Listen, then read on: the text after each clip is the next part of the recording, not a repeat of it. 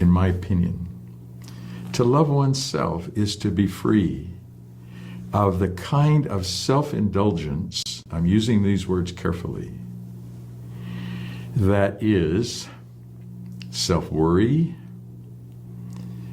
insecurity, feeling victimized and offended, self-love, that is self-respect, and being able to forget oneself in a cause, a worthy cause, and in the service to other people, responsiveness to other people, reaching out, and even just listening. To be able to do that, you have to be able to forget about yourself instead of indulging in self-congratulatory, proud thoughts or feelings of woundedness. It's tricky. You can use the term self-love to talk about that, and self-respect. You can use words any way you want, but you have to be careful that it isn't a matter of, well, the love of others isn't a matter of admiration either. It's a matter of caring and nurturing and protecting.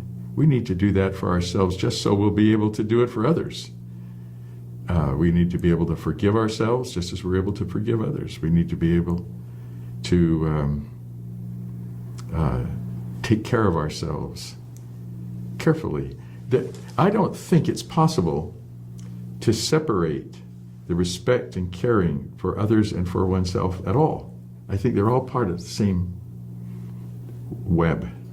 And if you try to separate one, it just doesn't work. If I'm a member of a team or an organization trying to do well,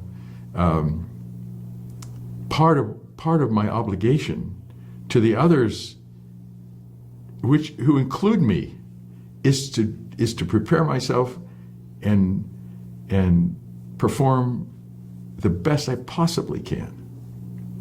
Otherwise, I've let everyone down, not just me, but everyone. So I think it's an artificial distinction. The true love of others and the true love of self. There's a kind of forgetfulness of all the wrong things and the concentration on all the right things, and we're all kind of engaged together, something like that. It's hard to say, but I tried. And sometimes we can get into this rut of inwardness. How do we recognize that we're there in the first place and make changes?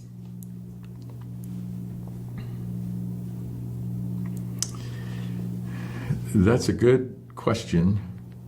And I think that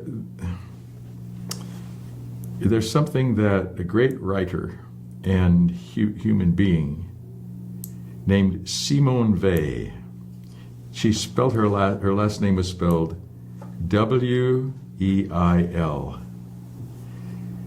It was during the Second World War, and she was French. She didn't pronounce her name the German way, so she pronounced it Weil. And she talked about something she called attentiveness. I think that she was right. Careful attention to what is really happening with others and inside ourselves gives us a great leverage against doing a number on ourselves.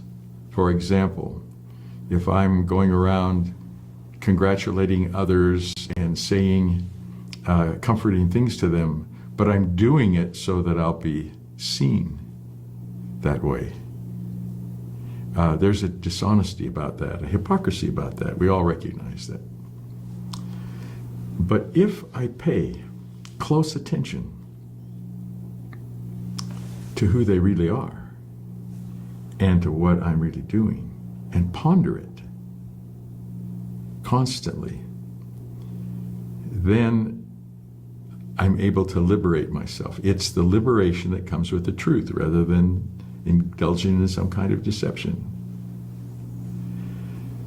So that would be my suggestion. And just like the music that is always there when the dance is being performed, others are always there when we're engaged in a project.